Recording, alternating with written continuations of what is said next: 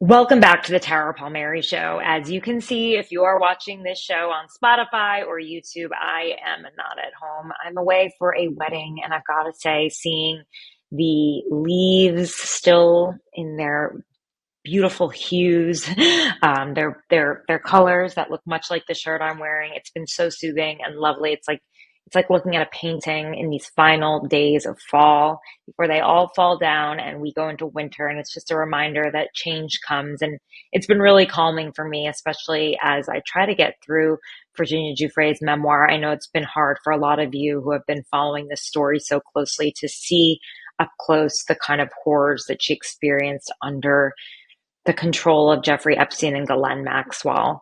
It's been really, really, really hard to digest, especially knowing her so well through my work at Broken, Jeffrey Epstein, and Power the Maxwells, and also just our friendship throughout the years. So I hope you're all getting through that. But this episode is very interesting because, as you know, I've been covering the Epstein story through the lens of the forgotten survivors. I mean, they have literally been disregarded throughout this entire case, but there are a lot more angles to this. There's a reason why these girls and now women have been disregarded their entire lives, why their pleas for help were completely disregarded. And that is because of Jeffrey Epstein's power that has extended across so many institutions, the highest levels of banks, finance, academia, politics. I mean, science, tech, media, he was everywhere. And you've got to wonder how and why and for who? I mean, these are the questions that we're all wrapping our heads around. Even those journalists who are so sourced in this story, it's just really hard to get down to the bottom of it. We've been lucky in the fact that a lot of emails have been leaked and they start to paint a picture and they help us draw lines and conclusions. There's also the estate. As they respond to subpoenas from the House Oversight Committee, we're starting to learn more and more about Epstein's world. Bloomberg had some amazing reporting. So the lead prosecutor on the sex crimes case in Florida, Marie Villafana, she recommended 60 counts against Epstein for sex trafficking, but she also said that they should pursue money laundering. And that's a pretty easy, clear-cut case. But her boss, Alex Acosta, the former labor secretary, then the U.S. attorney for the state of Florida, said no. He shut it down. And you've got to wonder why. And so for a very long time, I believe that he has, based on my reporting, been an intelligence asset to the United States and to possibly other countries as well. This is based on the fact that he cooperated in the Financial Towers case. It was a huge Ponzi scheme that he was a partner in, and he did not go to jail for it, but his partner, Stephen Hoffenberg, did. So it's just sort of trying to understand how Jeffrey Epstein had so much power and how he was able to evade justice for so long. And so Zev Shalev has been covering this story for as long as I have, 6 years, maybe more. And he's really been investigating this angle. He follows the money trail, and it's led him to Russia, Israel, the monarchy, and even Donald Trump. On the show, we're going to talk about the money laundering probe that federal prosecutors dropped, like I mentioned. We're going to talk about the billionaires and the bankers who stayed loyal to Epstein after he went to prison, after his conviction, while he went to jail for procuring a minor for prostitution. I mean, as if a minor can be a prostitute. We also talk about those new Senate documents that reveal that JP Morgan found $1.1 billion in suspicious activity tied to Jeffrey Epstein. And then we get into what I have really been trying to wrap my head around. Who was Jeffrey Epstein an intelligence asset for? Who was he working for when he bragged to people that, he was friends with Vladimir Putin and African dictators, and he's spending time with the former Israeli Prime Minister Ehud Barak, and how was he able to get access to all of these powerful people as a college dropout? As if he is some wild financial guru. Was it blackmail? Was it KGB? Were these girls just being used as pawns? Zev and I put our brains together, and I think you're going to enjoy this podcast. It is a wild ride, and I certainly feel like I know more than I've ever known before about this story. Please leave your comments. Let me know what you liked about the show, what you didn't, what you want to learn more about. And as always, I appreciate all of your support. You can go to tarapalmeri.com. It's TARAPALMERI.com to support my independent journalism. I will stay on this story. By becoming a paid subscriber, you keep me in business because while the networks may not care anymore, I will stay on it just like I have when others just didn't seem to care anymore. So thanks so much, and take a watch or listen here. Yeah, I'm just very excited to speak to Tara Palmeri today. Many of you know her from the Red Letter. She's done incredible work on the survivors of Jeffrey Epstein. I've been doing work in a different way about Jeffrey Epstein at Narativ. We've been talking a lot about the financial crimes. And what's great about today is that Tara and I get to compare notes about this man and this criminal history that he has, which is quite baffling to me. I mean, it seems endless, the amount of things we're discovering about him. And as I was just saying, there are just so many faces of Jeffrey Epstein. There are people know him as the rapist, as the human trafficker, as the abuser, but he's also, of course, a financial expert, or claimed to be. He was also a financial criminal. He I know. was an espionage guy. He worked for many espionage agencies. So it's really great to be able to see this from a different perspective. Tell me a little bit more about the Jeffrey Epstein that you know. Yeah, I mean, I've obviously spent a lot of time with the survivors of Jeffrey Epstein, particularly Virginia Giuffre, and I've seen it from the perspective of these young girls who were exposed to this life of like, not just extreme privilege, but power and some of the most powerful people in the world, and were tossed around like party favors. But for some reason, that doesn't seem to compel the most powerful people in our country to do anything about it.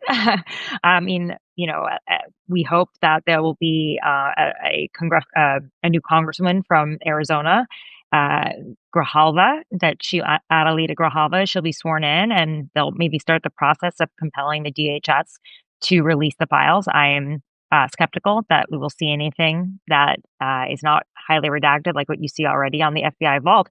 But in the meantime, I do think the drip, drip, drip of um, of information about Jeffrey Epstein, whether it's through emails that have been leaked, whether it's from the estate having to comply with subpoenas from the House Oversight Committee, and whether it's just from investigations, like from the Senate Finance, to find out why was this man so protected? How was he able to get away with one of the largest sex trafficking operations in history? And some of the latest reporting is really shocking to me. You know, Bloomberg has a piece out about how federal prosecutors opened a money laundering investigation into Jeffrey Epstein at the same time that they were investigating him for child sex trafficking. And he was genuinely worried about that. He thought he could get away with the sex trafficking, but he was worried about the money laundering. And then Alex Acosta made the decision not to pursue that angle, which seems very clear cut.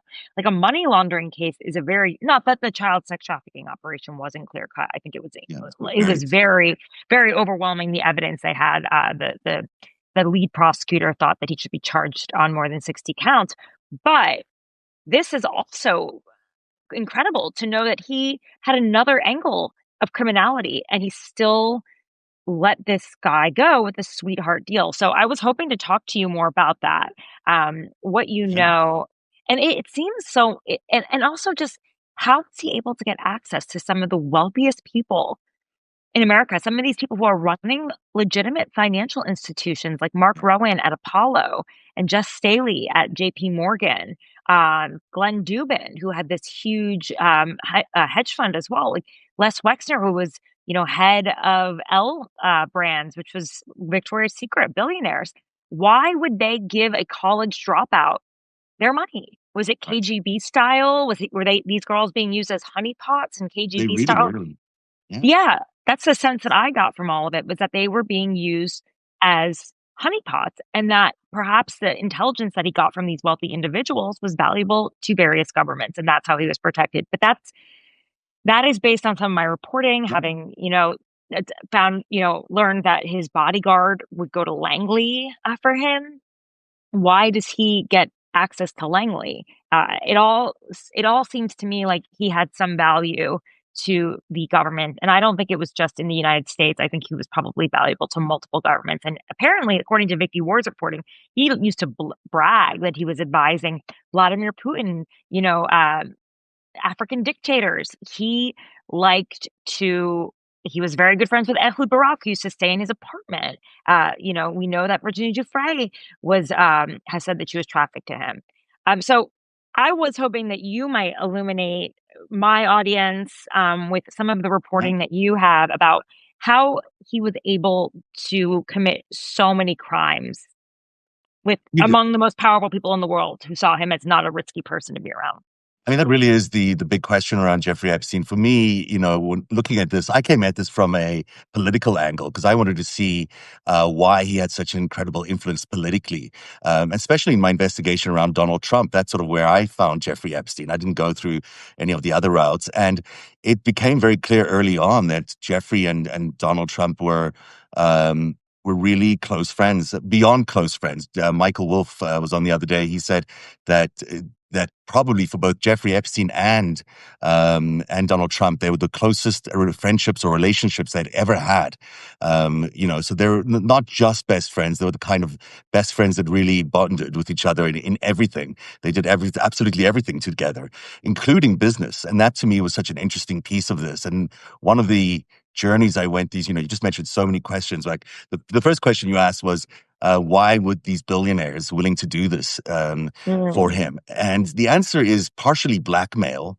I mean, we know now that blackmail operation was pretty sophisticated, and it's even been confirmed by Howard Lutnick, who's the neighbor of Jeffrey Epstein, who went there at one point with his wife, and he says he never went back because of the ickiness of the whole thing, and because there was, he saw that the blackmail's opportunity there for Jeffrey Epstein, so he never went back.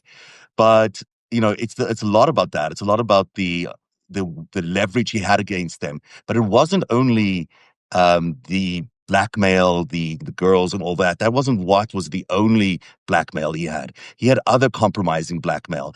And one of the things he did with Jess Staley, I believe, is I'm looking more deeply into his role at Deutsche Bank.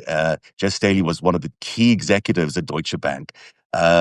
And he was able to compromise all these people politically too, because or criminally.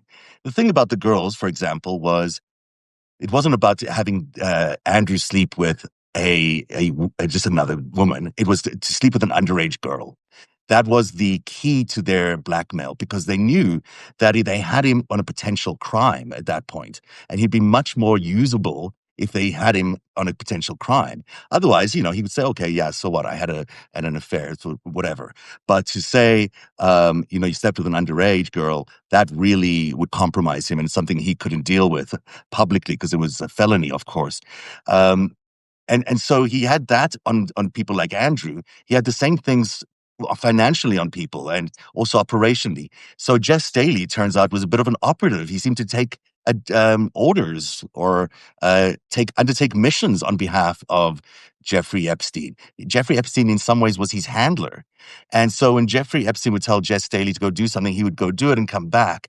Now, that is also compromising, because just the very fact that JP Morgan waited until 2019, it's so unbelievable. They fired him as a client in 2013, but they only reported the suspicious activity reports in 2019. Now, why would they wait so long to file these suspicious activity reports? It's because they themselves were compromised. The bank itself was found compromised. We know they agreed to these settlements, although they didn't admit to any guilt, but they agreed to these settlements, which suggests that they were aware that they were part of an operation, a human trafficking operation, a criminal operation, a money laundering operation. And the case of the money laundering, I'm sorry, I'm going on for a bit here, but you asked so many great questions. The money laundering thing with Villafani, the person who came up with the plea bargain. Prosecutor. Yeah, prosecutor.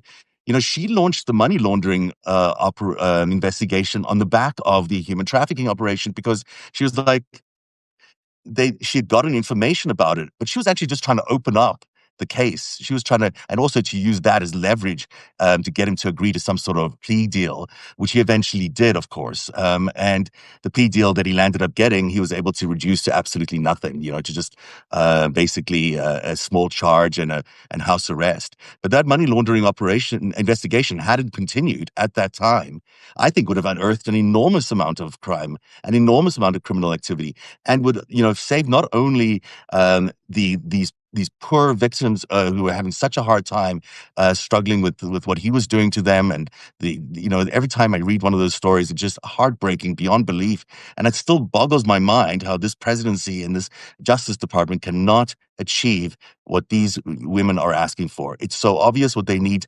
They need closure, and they need to be respected, and they need these files to be released. And I like you, echo what you're saying about these files needing to come out.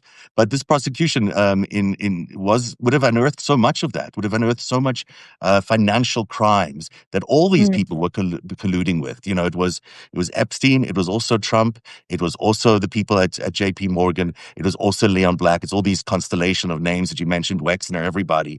They were all involved in these financial crimes. Yeah.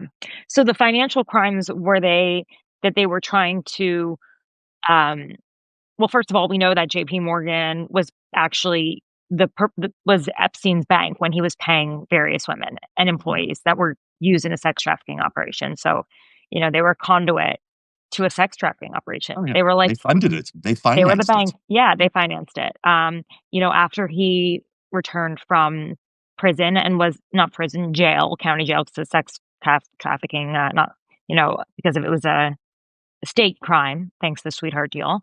They also kept him on as a client, even though he was a sex offender. Yeah. It was Jeff Staley who really advocated for that. He really fought hard. And then, you see from the emails between Jeff Staley and Epstein that clearly Jeff enjoyed the lifestyle provided by Jeffrey Epstein. And that included, who would you like today, Snow White or Beauty and the Beast? I I'm know. having, I'm in your hot tub at the Zorro Ranch where Jeffrey Epstein wanted to literally breed humans. I'm in the hot tub with a glass of wine. That's the relationship was beyond cozy for a banker and their client, and he pressured top executives at the banks to keep Epstein as a client when most people would say hell no. Tara, that's exactly right. I mean, it's shocking to me. That is probably, as I'm writing this new series on Substack called The Greatest Heist 2, it looks at exactly that. It looks at why Jess Staley and others were so sympathetic to Jeffrey Epstein after his plea deal. There's a conversation between Mary Erdos, who's the private wealth CEO, and Jess Staley, who is also an executive at JP Morgan. And she's saying, "Oh, it's so heartbreaking. It's so sad about Jeffrey, And then he's saying, "Yeah, I saw him last night. He really denies all the ages," meaning he doesn't deny the charges, just the ages that were in question here. So he's sort of bragging about all that, and they sort of found that that was the defense that they were able to rest on, is that they took Jeffrey Epstein's word that these women were not underage. But what we're finding out is that they not only kept him on as a client, they actually accelerated the work that they did with him. They wanted even more business with him. They elevated him inside JP Morgan into this, into almost like a consultant and advisor to the senior ranks of JP Morgan. And he was sending Jess Staley on missions. The whole JP Morgan goes to China thing, that was ordered by Jeffrey Epstein and constructed by Jeffrey Epstein. There's all these detailed conversations where he's giving him cultural advice and saying what to ask the Chinese for. Why But is a why? client? Yeah, but why would Epstein be someone who's seen as an expert on how to negotiate with the Chinese? Like, what does he know? Again, Nothing. It really was beyond bizarre. I mean, unless he's a spy, which I believe he was, and I believe he was a spy for the Israeli military intelligence. I've several sources who've come on the record to say that for me. But that's the only thing that becomes clean about this, is when you see him as a spy running a major intelligence operation, that allows for all these possibilities. It allows for the human trafficking. It allows for him, getting these executives to do things for him operationally. It also allows for the capture of all these famous people. He was going around trying to capture not only politicians, but all these scientists, all these other people, and trying to capture them, capture their brains, fund them, do whatever he can to own what they were doing. And then it went for the banks as well. It went for the presidents as well. A lot of the people that we see that went to the island were Democrats because they wanted to compromise Democrats. They were basically on side of the Republicans. So, that's why that's the only way I can think of that allows for all these different things, all these different faces of Jeffrey Epstein. And what I'm really curious from you is, did these, the survivors very, very well. Did they ever know that? Did they ever understand that they were being used as pawns in a blackmail operation, in a scheme that had huge global implications? Most of the girls know because they were kids. They didn't know any better. Mm, Like, they just had no idea. They just thought he was a rich guy who had really wealthy friends. And a lot of them didn't know even the people that they were being trafficked to. oh, wow. I was like, it's not like they're not like hanging out reading about Nobel Prize laureates, or, you know what I mean? Or Yeah. knowing who runs the media lab at MIT. You know what I'm saying? Not that he actually was a recipient. But you know what I'm saying? Like, they weren't reading academic journals. But it's interesting because the way you're putting it, like, if you did want to have control of a country, then you have, you stranglehold the leadership in finance, in science, in academia, in politics. You take all of the power centers and you control them by having blackmail on them. It's very KGB style in a way. It is. Um, It is. And yeah, and so it's sorry. interesting too with Jess Staley, though. So when Jess was clearly losing power within JP Morgan, it was Epstein who helped Jess get a job at Barclays, that thing, Yeah. and move on from there. And I think he was a CEO of Barclays. Yes, I believe that's right. And so he was not only, perhaps he was literally controlling their lives. He was a fixer for them. Um, and it's interesting to see him as this like hyper operator, hyper fixer, which is also why I think, when you see that he met with the deputy Secretary of State, Bill Burns, Mhm. and people don't realize this, but state and CIA are very much connected. A lot of Burns was CIA, wasn't he? I think He wasn't Burns became CIA? CIA, but Yeah. not when they met. They met when he was Okay. Deputy Secretary of That State, but was he went interesting. on to be CIA under the Biden administration. At that Okay. time, he was Deputy Secretary of State. And, a lot of foreign diplomats, they're not diplomats, they're CIA. Mhm. And so I think people kind of underestimate how intertwined those two agencies are together.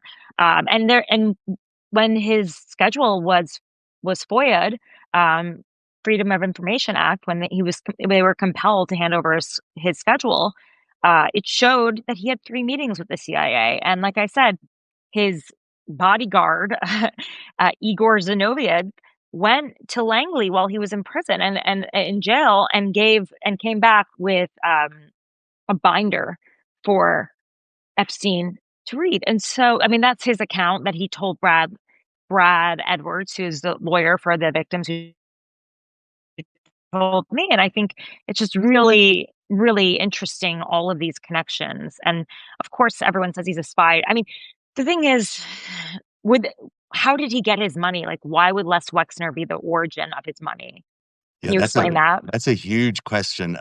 Look, the way I explain that is through Wexner was a big supporter of the Israeli state and of Mm, Zionist causes. And if Jeffrey Epstein was working for Israeli military intelligence, it explains a lot of connections in his life. Firstly, Ehud Barak, before he was prime minister, was the defense minister, or maybe even after he was prime minister, he was the defense minister. I'm not sure which way it went, yeah, but foreign minister too, as well. yeah. And that defense ministry would have put him in charge of the Israeli Defense Forces, which had inside of it military intelligence, which is what Epstein worked for and Ghislaine worked for.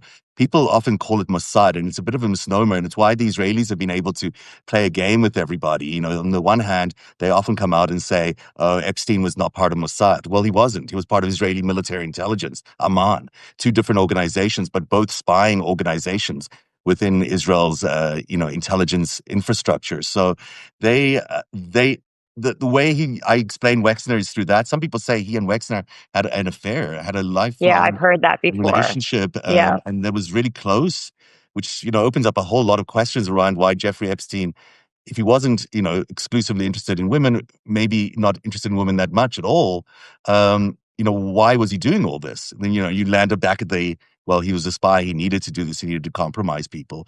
I don't believe that it was necessarily one way or the other, but I think there was a gay aspect of Epstein's.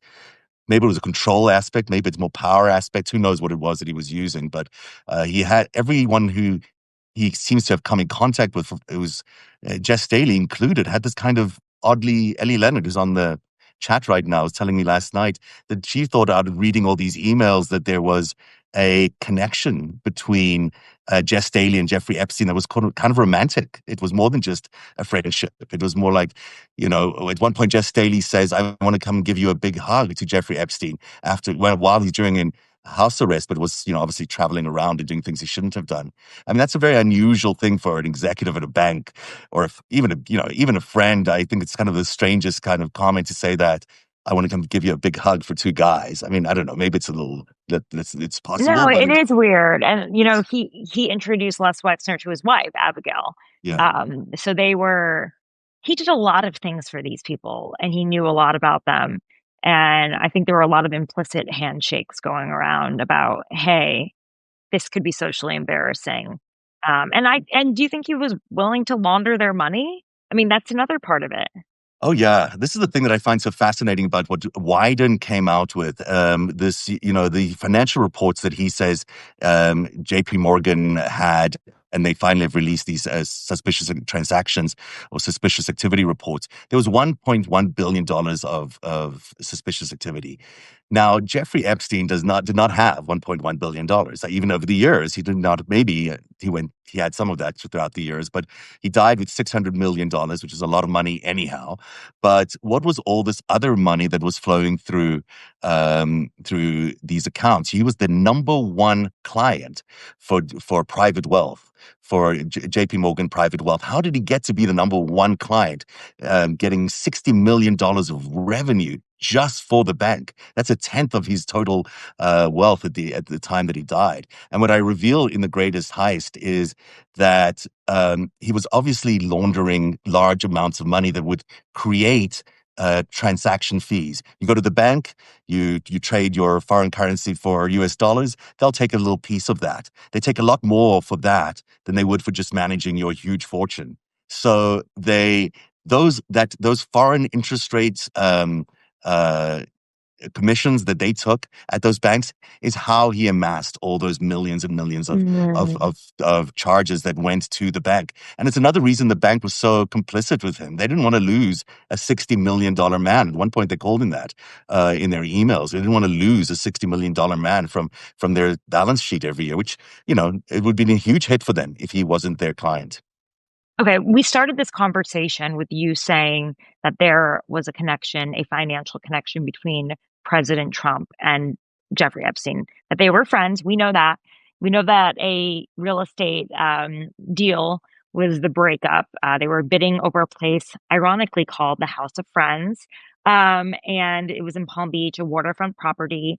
And because Jeffrey Epstein got in a bidding war with Trump, who is famously cheap, he had to pay $46 million for a place that he ultimately flipped very shortly after to a Russian oligarch for $96 million, question mark, a few years later. But I do want to ask you about this. And we don't have to talk necessarily about this real estate deal unless you think it's connected. But was there a financial relationship between Epstein and President Trump? I believe so. I think that there was, and I think when I did in the first part of The Greatest Heist is I looked back at their entire financial network and how they both became quite rich. And Jeffrey Epstein became rich by laundering and crashing these companies. He's a collapse expert, if you want to call him that. He'd go into companies and crash them, or build up their wealth and then crash them in order to take out the what some people call control fraud is the crime, in order to extract all the money out of it before that crash or after the crash. And he did it several times. That's what he did with Towers Financial, with Steve Hoffenberg, or Tower Financial. But I think the Towers, I should say.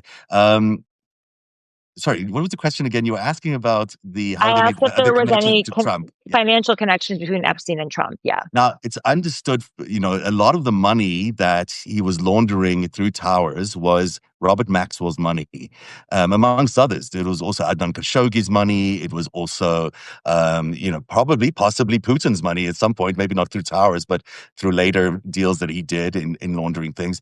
So a lot of this money came from very wealthy people that he was laundering into through his company called J.E. Epstein.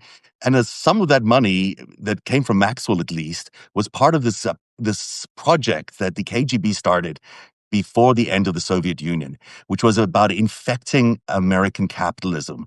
The KGB had a lot of foreign assets. They put a lot of money outside of the country, and they did it partially through Robert Maxwell. He was the conduit that, parked all this money in the United States under various firms or everywhere else around the world. And Well, he bought when media. Was that part of it? Was the they, buying of the media properties? he did, but he also, Robert Maxwell ended up by bankrupting the Murrah Group pension fund, for example. That was Yeah. not just a bankruptcy because he wanted to collapse the company. He was stealing the money. He was stealing a Right. lot of money. He was worth way more at his death than he claimed. And he claimed he was, completely bankrupt, and he was not. And the person who would have known all those secrets and would have hidden all of that would have been Jeffrey Epstein, because Jeffrey Epstein, the part that they're sort of missing in his life, a lot of people is when he met Ghislaine in the 90s, or sorry, 80s.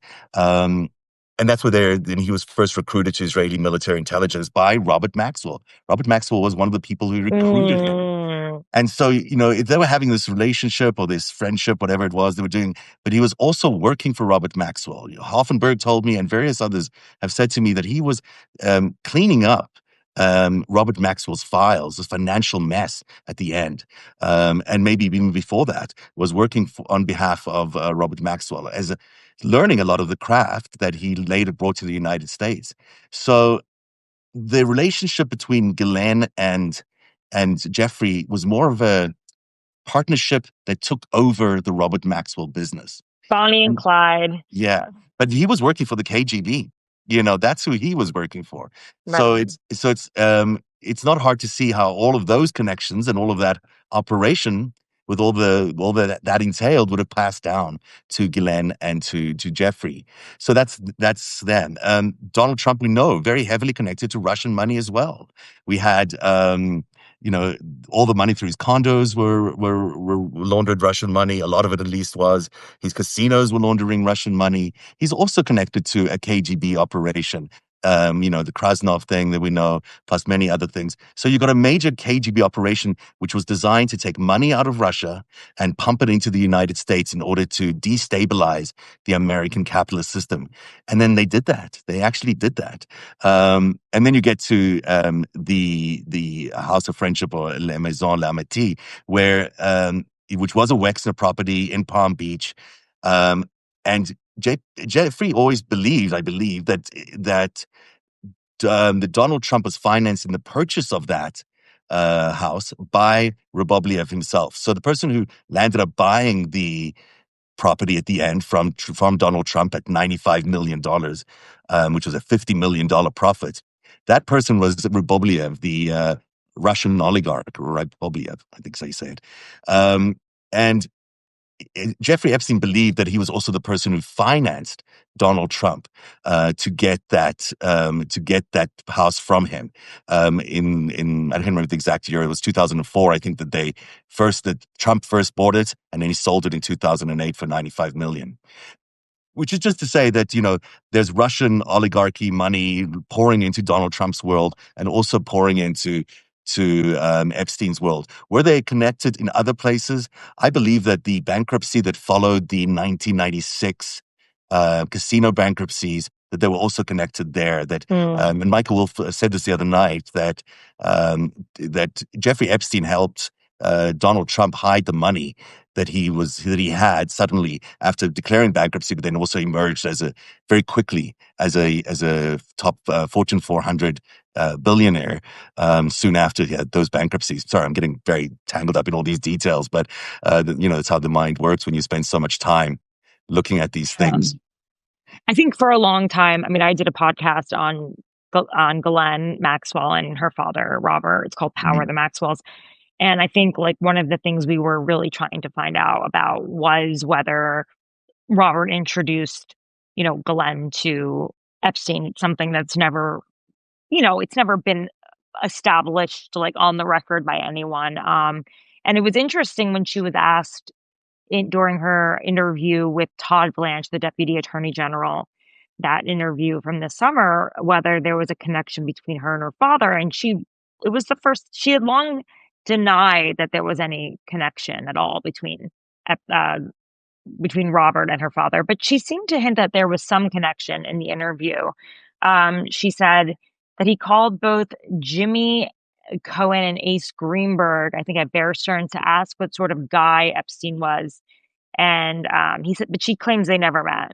But it's interesting that that she would even acknowledge that they had a connection because for so long she was like, my father had no connection to Jeffrey Epstein, that she met him on her own. She shows up in New York broke, okay, after his death. And then suddenly Epstein, suddenly a year later, after living in a one-bedroom apartment, broke, as she would say, she ends up living in a luxurious townhouse paid for by Jeffrey Epstein. And also, she's filed in a case against his estate saying that he promised to provide for her financially for the rest of her life. Yeah. And you got to wonder why. I mean, was it just because she was grooming young girls for him or grooming elites as well? I think she groomed elites. She brought a lot of really powerful people around him. She was the network. He didn't know many people. She did because of her father's work. I mean, for me, the story is very different because I've understood the story to be that they met in the 80s, Ghislaine and Robert, but maybe even sooner because, in Jeffrey Epstein's 50th birthday book, there is a note there from one of the Bear Stearns executives saying that he had met Epstein at the same time as he was doing Bob Maxwell's account at Bear Stearns, which suggests, and then he also said, maybe you met the daughter, then his teenage daughter at the same time. He didn't say teenage daughter, but he said his daughter at the same time, which it suggests to me that, Jeffrey Epstein would have met Bob Maxwell or Robert Maxwell in the 70s almost. Did we lose you there? There you go. And 70s or early 80s. And then that he maybe met Ghislaine at a very early age, when she was still a teenager, potentially, which is also a little interesting because Ari Ben Menashe told me that Robert Maxwell had the same interest in very young women as well. That maybe there's something connecting that between the two of them, Jeffrey Epstein and Robert Maxwell, and maybe Ghislaine was, in some ways, I don't want to say the word traffic, that's not the right word, but, we don't know how that relationship evolved and at what age and how that developed. And it's just too much to speculate about, obviously. But there's, potentially there was a very long connection there that existed from the 1980s all the way until, his death in 2019. So I think, do I believe that it was just her riding broke? No, I think that was a cover story. I think their cover story the whole way through has been, I didn't know Robert Maxwell. I had no connection to Robert Maxwell. This is for Jeffrey Epstein. That she just, took the Concorde and arrived in his arms, in Jeffrey Epstein's arms, and it was a beautiful love story that just developed from there. I don't think anything like that. I think that they made this scheme up to travel to America, to take Robert Maxwell's fortune, to take Robert Maxwell's operation, and then continue it in the United States under different circumstances. I'm curious to know from you whether this was ever, did the survivors talk about the espionage at all? Was there ever an element that they knew that they were dealing with, that some of this was going to be not only blackmail, but also potentially sold or given to foreign intelligence agencies? No, They knew that everything was being recorded because you could see that just from walking into the house. There were cameras everywhere. But they knew that there were cameras on everything. I think they knew as an adult when they were brought into the FBI, like Virginia told me she was brought into the headquarters and shown bodies of young girls and older men, and she didn't recognize her body. She was like, "I didn't see my own breasts or this or that." But she, no, I mean they didn't know. I mean they're kids. Yeah, this is just, one of the things that is so daunting about this and so traumatizing for everybody in this case is how much wasn't known about Jeffrey to everybody. And it's almost re-traumatizing for them to go through these experiences and know all this new information, is They also, loved him. A lot of them did. yeah, yeah, I got that sense of that. I got this, a He was lot of a people very loved it. manipulative person. He was He very was, manipulative. You and couldn't he hit run a a lot. team like that. Yeah, it really is. It's kind of shocking to think about. I know you told the story before of knocking on someone's door of the Virginia, and I think someone told Virginia you killed Jeffrey Epstein, that she was Yeah. responsible. A lot of the victims blamed for that. They A lot of the still survivors. they cared about him still this day. I mean, they would, when the FBI was trying to contact the girls to try to get, statements from them, victim statements, he told the girls that the police were coming for them because they were young prostitutes and that he would be generous enough to give them his lawyers. So Yeah. some of them took his lawyers. How would they know any better? They were kids, you know? No, absolutely. I think that this is the most, the survivors are such real victims of this, as we all are ultimately of the financial crimes. But these poor girls to be trafficked in that situation and then to be used in this way as pawns in a foreign um, espionage thing is so it's so depraved. It's so lacking of any humanity, and it's so and it might be the way things happen in intelligence communities. It might be how spy agencies work. It's certainly what you see glamorized in movies, but the reality of it is so harsh. The fact that they were lured into these situations without any knowledge of what was really going on is just so sad. It's just Yeah. it's daunting to think about. And no wonder they're out there all the time trying to complete the picture, trying to get the closure. Because for them, it's how do you get it to move on with your life if you don't know everything that happened during those years and how you used those years? Okay, so I went to Davos World Economic Forum a few times as a journalist, and I was invited to Oleg Deripaska's parties Mm. twice, and or I crashed them kind of, you know. And so he had the big party. He's a Russian oligarch, very close to Putin. They all are, obviously.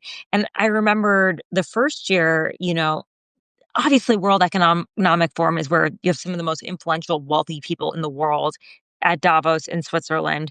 And, you see these like young, beautiful women kind of scantily clad dancing on these men, right? And, it was kind of a shocker to me. And then, people were like, well, yeah, that's sort of just a regular KGB kind of top, like that's a strategy to have something on these men, right? And you have to assume that the space is being filmed in some way. And then I went to it a second time, and who was it that was performing? Enrique Iglesias was performing the second time. And again, this time the girls were not as scantily clad because apparently there was a like complaint that uh they were too provocative. It was awkward for men there that were with their colleagues that were women or this and that. And so they sent them out looking like secretaries in like a, you know, button down shirt and like a tie and a skirt. And I was just like, I wouldn't know how old these girls were. They could have been very young, but it was all kind of, it felt like they were just being used as pawns in some sort of larger scheme. I mean, why else? Some people might say, okay, they want them there because it's nice to have beautiful women at a party, or are they being used for blackmail purposes? The Russians are notorious for this. I mean, the Russian, Putin always likes to brag about how fantastic the prostitutes are in Russia, but it's because and how aware they are of that is because they run a lot of the prostitutes in Moscow and in other big cities there. It's a huge operation there for them to get information. Donald Trump, those. supposed P tapes or whatever those tapes are, or Leon Black when they went to that trip to Russia, Jeffrey Epstein probably when he went on that trip to Russia, they would all have been surveilled under enormous, and then also entrapped into these events. It's because it's not just, as you point out, the party you mentioned with Derek Pasca. It's not just prostitutes. It's an entire event where everybody is an operative.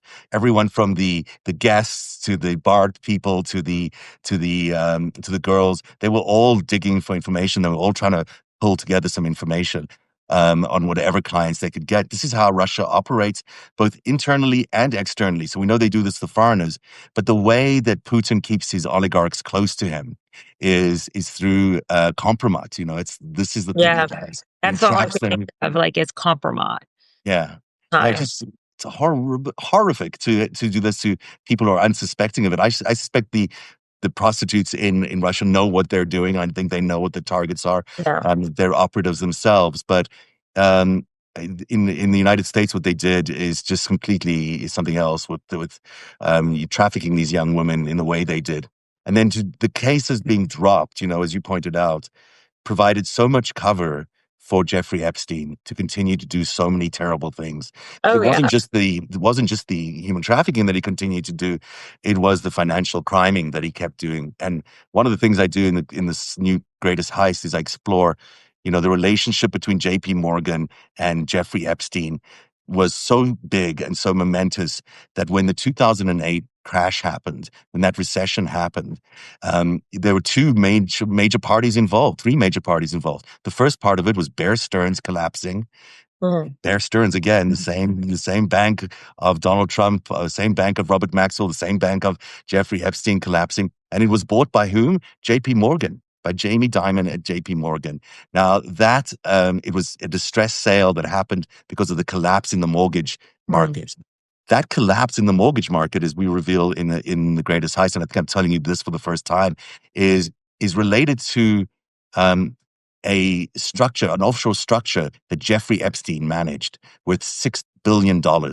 In other words, he had the capacity to manipulate the market in order to crash Bear Stearns and also crash the economy down the line as a domino effect. And JP Morgan were there to pick it up. And this was all in 2008, right after that plea agreement, which makes you wonder what that plea agreement really Well, covers. he would have been in jail, right, at the time? He quit this chairmanship at 2007 of this offshore holding, so he wouldn't have been directly involved in that. But what he invested in two funds that Bear Stearns had in the same space. He invested $57 million into these funds, but just by pulling those $57 million, he could collapse those funds. Then he collapsed Bear Stearns. So if you're sophisticated enough to know how the dominoes fall, and if you have the network to know who the people are who are going to call the right people at the right time, you could engineer a crash of a market. And I think they did that several times. I think this network of foreign funded business people were engineering the crash of the American economy and the stock market on several occasions. Wow. So it wasn't just a mortgage crisis with people over extending Well, themselves. it was. People weren't personally overextending themselves. The banks were loaning them ridiculously bad loans that were called liars loans. They were things that were just worth nothing, or they were dirty money that was being washed through Yeah. all these instruments, and people ended up being defrauded. I mean, Americans were fraudulently pushed into this crisis. Everyone Yeah. knew the crisis was going to happen. They triggered it, and then they managed themselves. Not a single banker went to jail. Not a single person in Wall Street Yeah, I went to know. jail for that crash. And millions of people lost their homes because of their fraudulent behavior. They basically lied their way through that entire crisis. So now add on top of that you've got Jeffrey Epstein, of all people, as one of the key figures who helps trigger this, and one of the key figures who facilitates the sale of Bear Stearns to J.P. Morgan, which means only Bear Stearns was saved. Every other financial firm, like the Lehman Brothers, and we wouldn't know what happened to others, but it's Bear Stearns that got the save early on. Why Bear Stearns? You come back to the same question of Maxwell, Epstein, Trump, all being clients of the same place. Yeah, it is interesting that that was the place that even Ghislaine Maxwell mentioned Bear Stearns. I have to go back too to Stephen Hoffenberg, who was his, I would say, partner, right, at Yeah. Financial Powers. He spent the rest of his life in prison for the largest Ponzi scheme in the world at that time. It was close to $400 million. Mhm. Jeffrey Epstein, according to Vicky Ward, was an informant 3 times to the FBI on that case. It Mhm. seems to me, and I believe he also helped them in Bear Stearns, but I'm not sure Bear Stearns case. Uh, do That you rings a think that? bell, actually.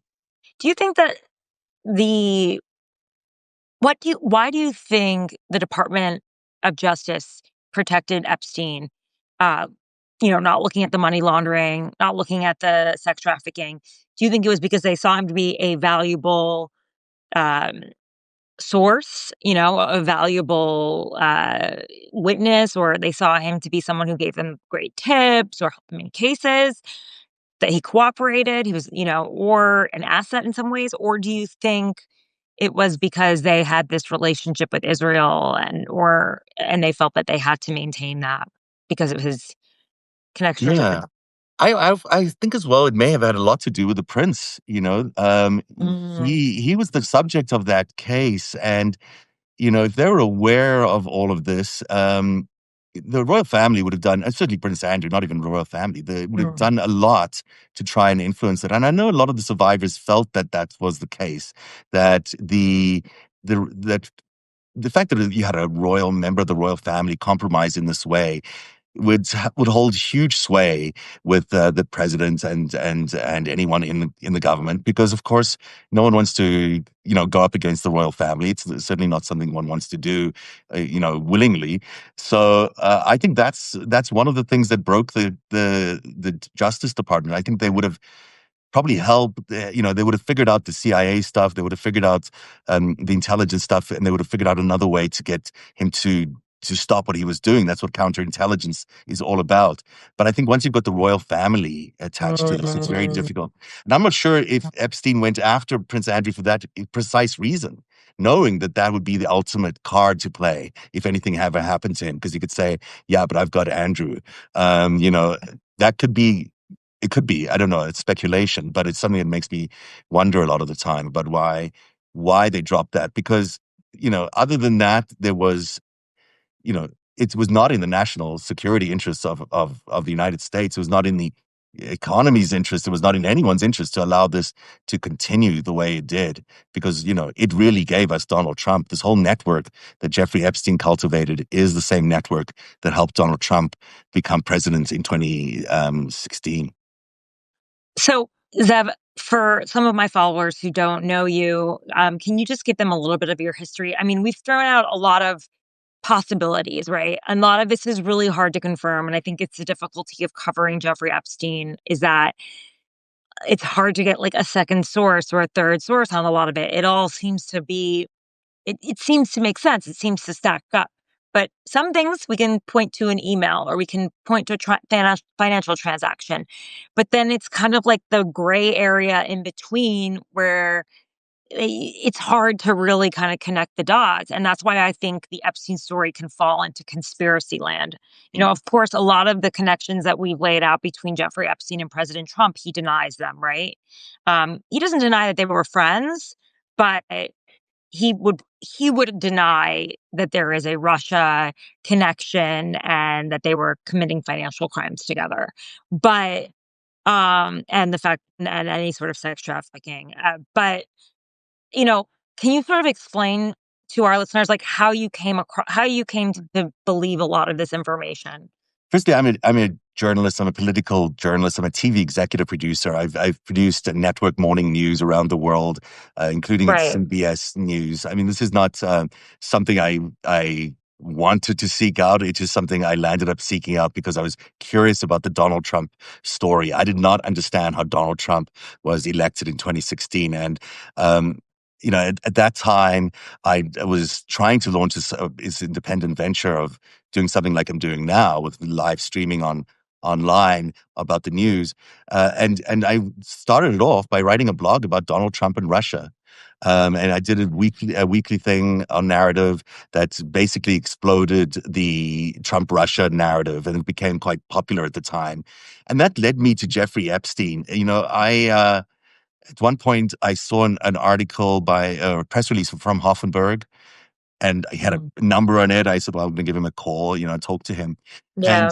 and what he did is he really gave me so many new avenues of investigation. And I just, I'm a curious journalist, and I just want to go down these Hmm. paths. This has turned out to be, a 6-year thing for me now, where I've covered Jeffrey Epstein so closely, and Donald Trump so closely.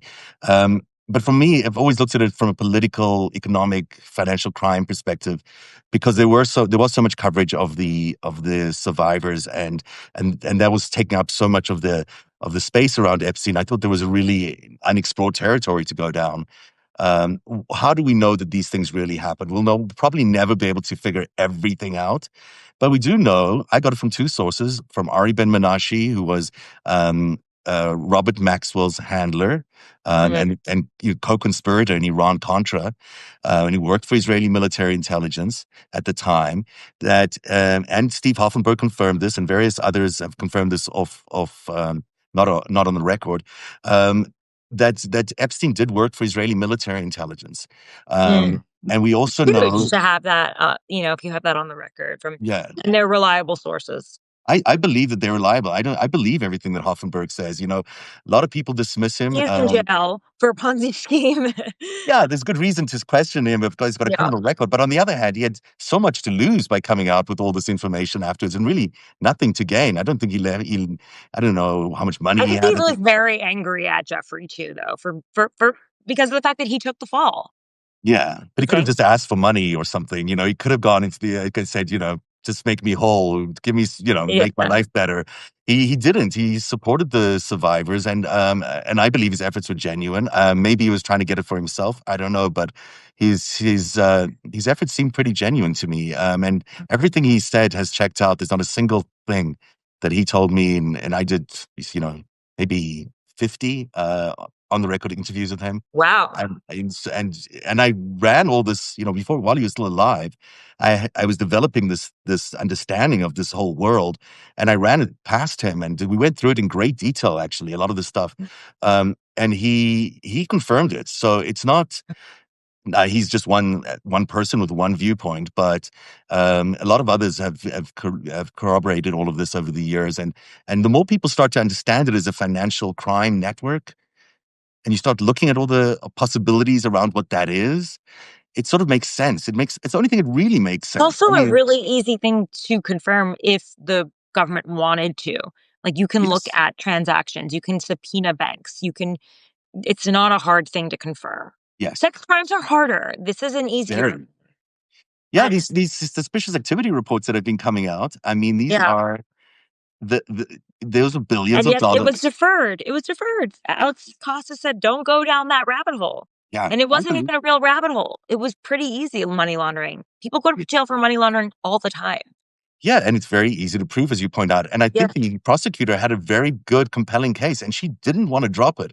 But they packaged all this, the plea agreements into one package deal, which got them all off the hook, which is a brilliant thing to happen. And then just before the financial crisis, which was a huge crime that they were undertaking.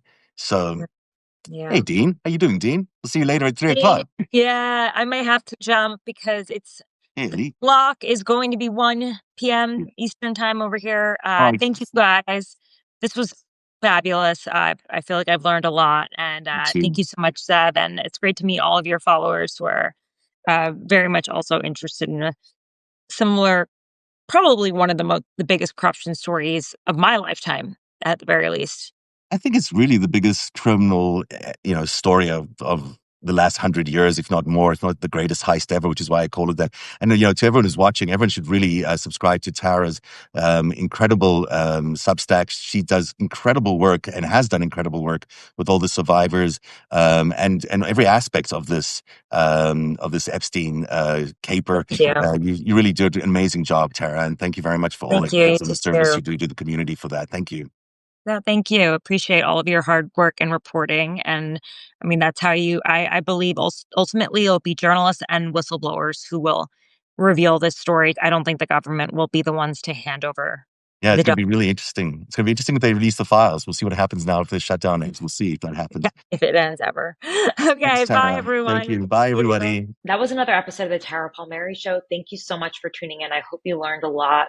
Again, please leave your thoughts and comments, share, rate, subscribe, tell all your friends about this show. That's how you keep me in business. You can also go to tarapalmeri.com, sign up for the red letter. You can become a paid subscriber and you get all of my exclusive reporting straight to your inbox by doing that. And also you can support an independent journalist. So great feeling, I hope. And it supports the free press. I also want to thank my producer, Eric Abinate. I want to thank Abby Baker, who does my social media and my research. I want to thank Adam Stewart, who does graphics, and Dan Rosen, who is helping me with growth so I can stay in business. Thanks to everyone, and see you again this week.